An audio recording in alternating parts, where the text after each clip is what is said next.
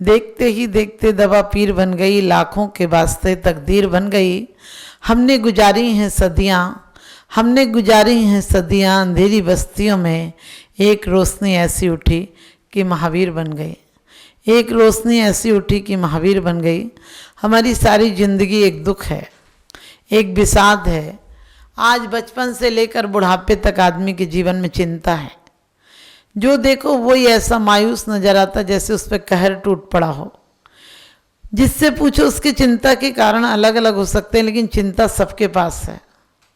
किसी को कर्ज की चिंता है, किसी को फर्ज की चिंता है, किसी को मर्ज की चिंता है, लेकिन चिंता बिना यहाँ कोई नहीं है।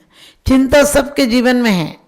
आचार्य कहते हैं चिंता कहीं बाहर से नहीं आती है। हमारे सद्विचारों को हम अच्छी गति नहीं देते हैं, इसके कारण चिंता आती है। यदि हम सच्चे हैं तो फूलों पर इत्र छिड़कने की जरूरत नहीं है। इत्र उन्हीं फूलों पर छिड़के जाते हैं जिनकी अपनी खुशबू नहीं होती है। आज हम भी जिस चीज़ की चिंता करते हैं, कोई हमें क्या देखे, क्योंकि चेहरे पे चेहरे हैं, दाग बहुत गहरे हैं।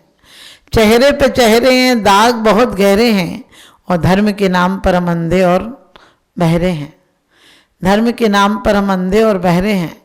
वास्तव में जीवन में हम कहते हैं हम धर्मात्मा हैं। धर्मात्मा तो सरल स्वभावी होए, सरल होता है, सहज होता है, नम्र होता है, विनम्र होता है, और उसके अंदर तो परमात्मा जैसी शक्ति उसके अंदर होता है। वो किसी से होड़ नहीं करता है।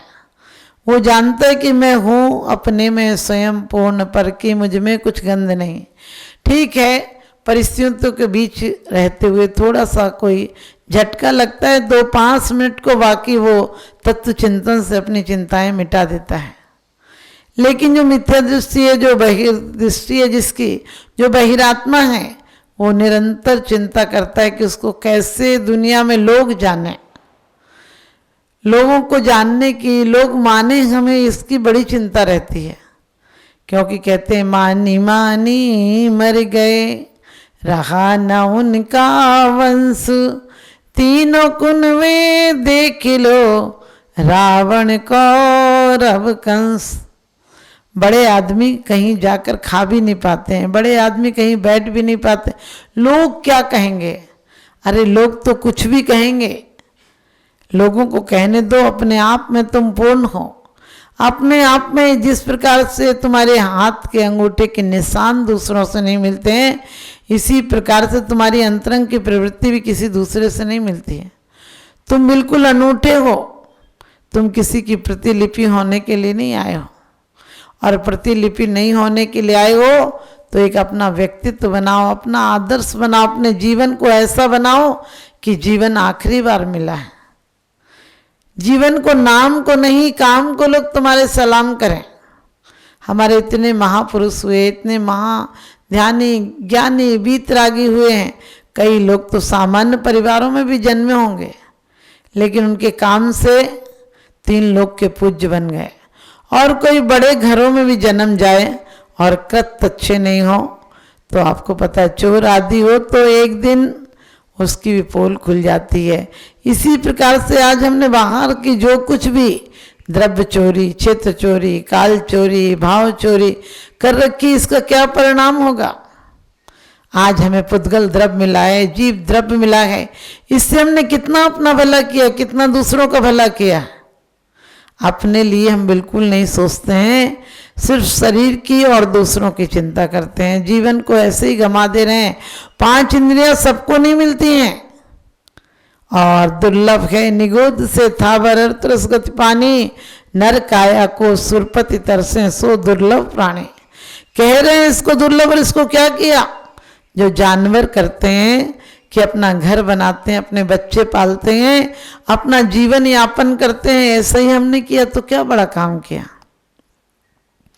और उसमें भी आदमी, हर आदमी लास्ट में पछताता है, लेकिन उस समय नहीं बचता है। हमारे पास भी ये जीवन है, इसको एक एक क्षण, लोग कहते हैं हम चोरी नहीं करते, हमने कहीं चोरी कर रहे हो। जिस चीज को, जिसको जिस काम के लिए लाए थे उस काम को नहीं लगाया, समय पर नहीं लौटाया, तो ये चोरी हो जाएगी। और आज हमें मनुष्य जन्म मिला है। मनुष्य जन्म मिला था, पैर मिले थे तीर्थ वंदना के लिए, पैर मिले थे किसी की सहायता के लिए, जा सके हम इसलिए मिले थे।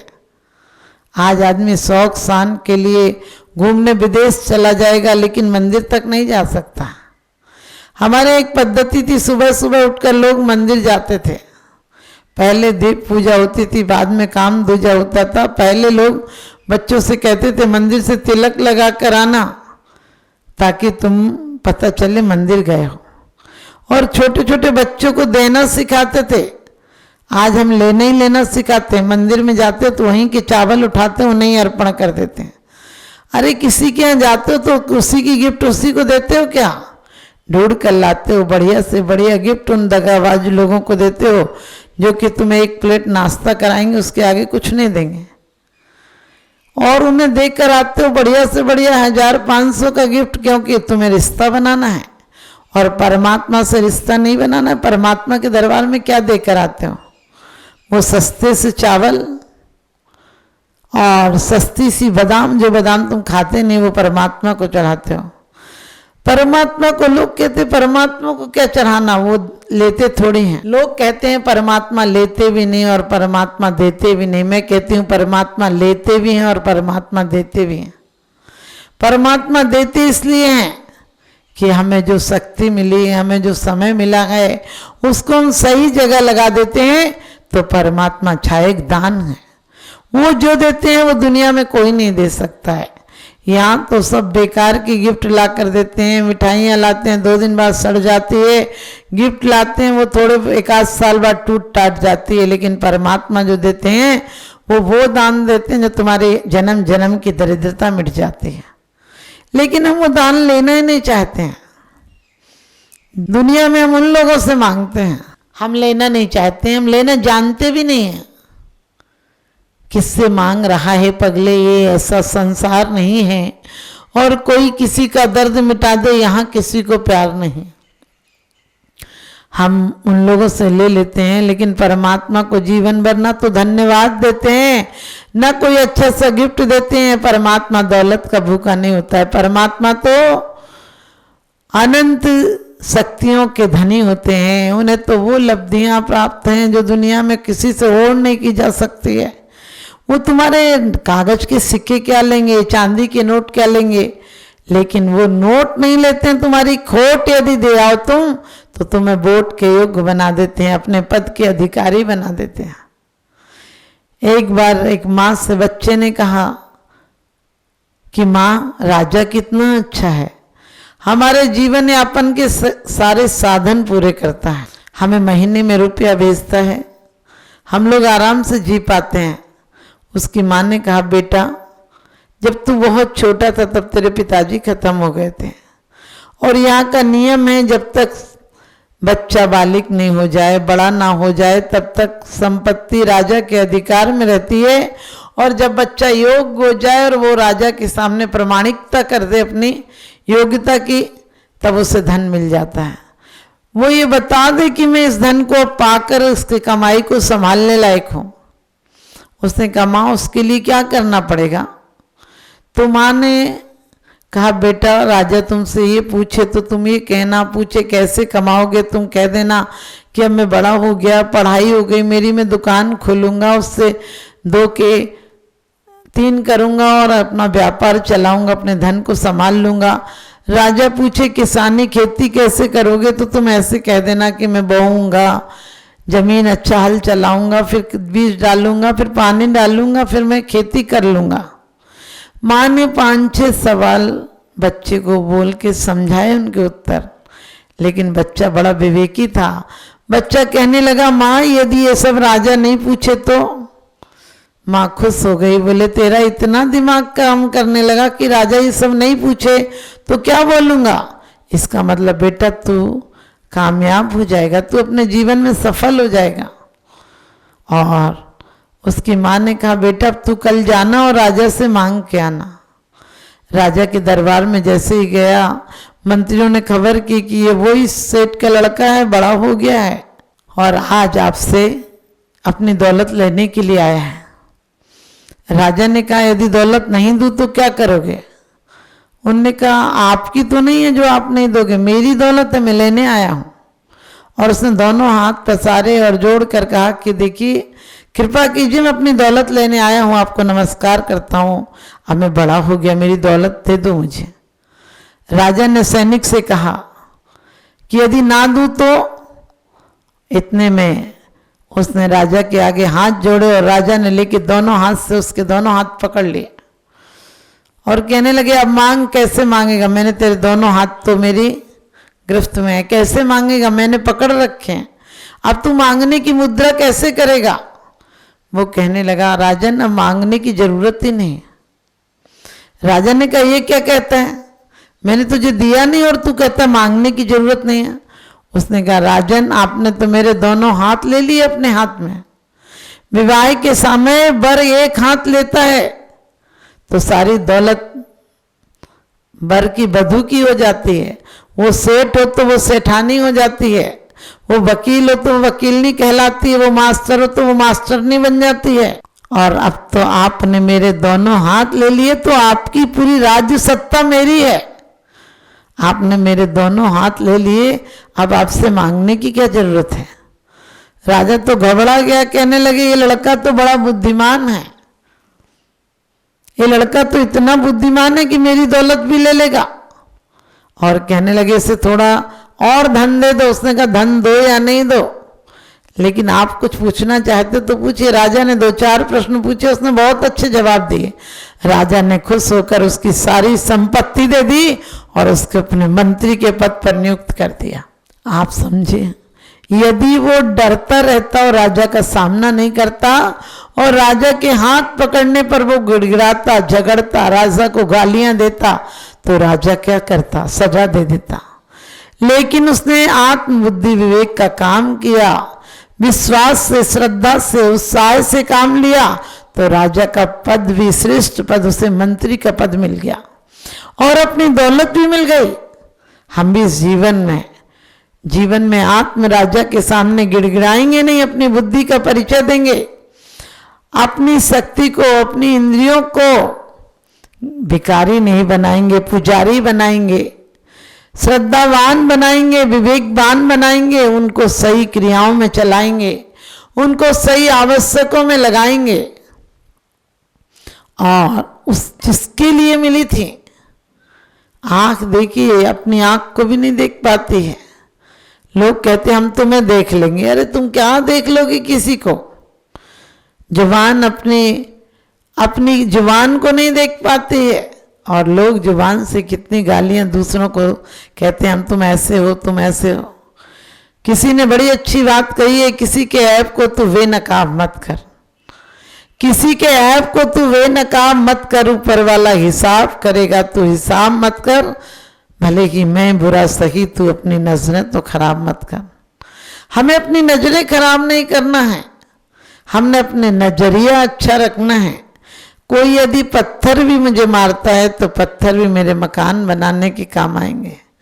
कैसे बचना है उन पत्थरों को, पत्थरों से सीढ़ियां भी बन जाती हैं, पत्थर से सिर भी फोड़े जा सकते हैं।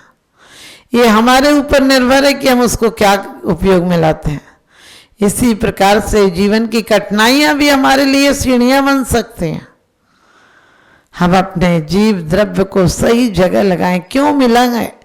जीव तो चेतना तो एक इंद्रिय में भी होती है, लेकिन उसकी चेतना पुरुषार्थ नहीं कर सकती है, परमात्मा नहीं बना सकती है। तो द्रव्य मिला है, पुद्गल जीव द्रव्य, इसको सार्थक करें। आपके 5 इंद्रियां परोपकार के लिए हो सकती हैं, लेकिन तुमने तो स्वार्थ के लिए कर लिया, अहंकार के लिए कर लिया। और काल, जो समय तुम्हें अपने आप में लगाना था वो तुमने दूसरों की चाकरी में लगा दिया।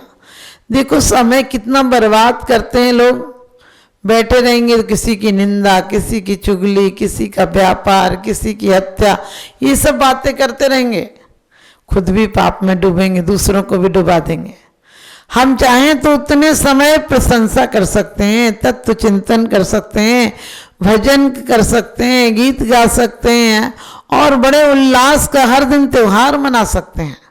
पहले आपने देखा होगा किसी को अटैक नहीं पड़ता था, आज से 25 साल पहले भले दुनिया में आविष्कार नहीं थे मनोरंजन के, लेकिन इंसान स्वयं में एक मनोरंजन का साधन था। शाम को मिल जाता था तो चौपालों पर बैठकर हंस बोल लेता था, दिल के कोई गुबार होते थे निकाल लेता था। वैसे इतना व्यस्त था कि विकल्पों को समय नहीं था। महिलाएं पानी भी भरने जाती थी तो आपने पुराने जितने गीत देखे होंगे सब पानी भरने के थे।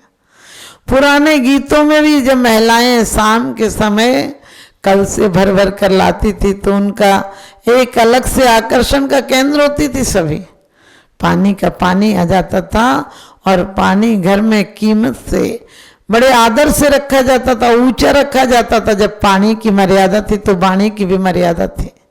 कहते भी जैसा पियो पानी वैसी बोलो बानी। पहले माँ जी, बाऊ जी, ताई जी, चाची जी, सब जीजी भाई सबको जी लगाकर बोलते थे। आजकल बाटर डॉटर टर करता रहता है। हस्बैंड जिसका हंस हंस कर बैंड बजता है पर तमाम जिंदगी अकेला ही बजता है। पत्नी धर्म पत्नी थी अब वाइफ हो गई जो लाइफ को चौपट करने लगे। उसके कपड़ों की क्रीज खराब नहीं होना चाहिए, घर खराब हो जाए तो हो जाए। उसकी कोई भौतिक साधनों में उस पर दखलंदाजी नहीं होना चाहिए, घर में फासला हो जाए तो हो जाए। आज बड़ी विकट स्थिति हो गई है दुनिया में। ऐसे वातावरण में लगता है लोग नरक में जी रहे हैं। बाहर की बहुत सुविधाएं जुटा ली हैं लेकिन अंदर की साधना खो गई, और बिना साधना के जीवन वासना में जीती है तो एक कारागृह की तरह होती है।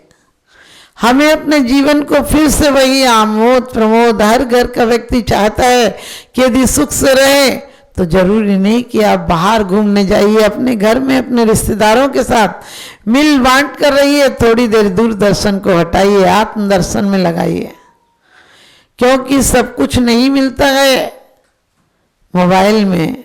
कुछ देर बैठा करो अपने माँ बाप के पास भी। सब कुछ नहीं मिलता इंटरनेट पर, अपने आप में भी जाया करो थोड़ी देर।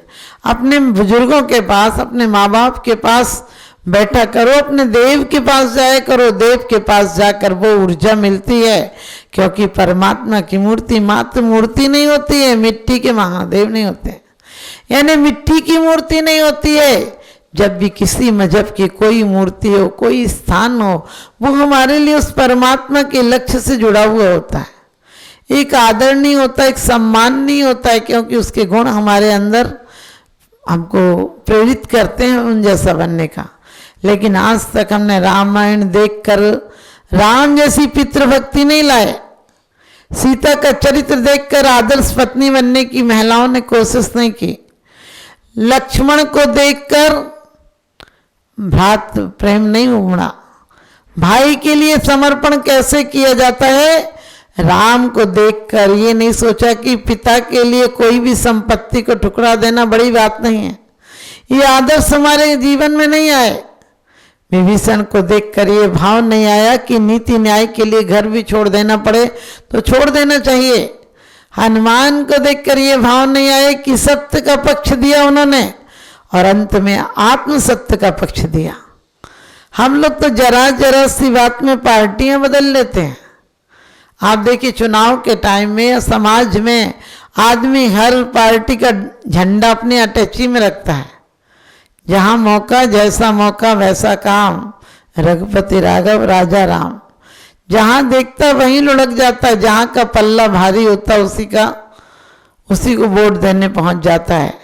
हम दुनिया के दगादारों को, हम दुनिया के दगाबाजों को वोट नहीं देंगे जिन्होंने अपने आप को बेदाग कर दिया है, परमात्मा बना दिया है, जिनके आने पर दुनिया सुखी और आनंदमय हो जाती है। उन जैसा आदर्श अपनाएंगे। हम कहीं जाएं तो लोग बाग बाग हो जाएं, हमें देखकर आग आग ना हो जाए।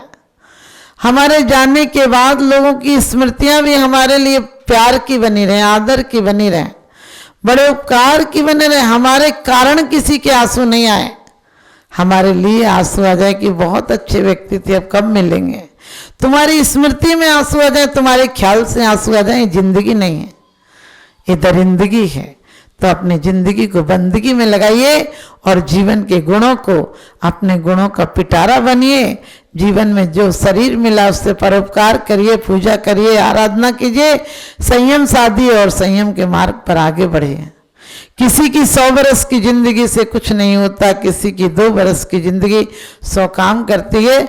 हमें इस चिंता में नहीं रहना चाहिए कि कब तक जिएंगे, हम कैसे जिएंगे। हम हर दिन को सुप्रभात बनाएंगे, मंगल प्रभात बनाएंगे, आनंदमय बनाएंगे।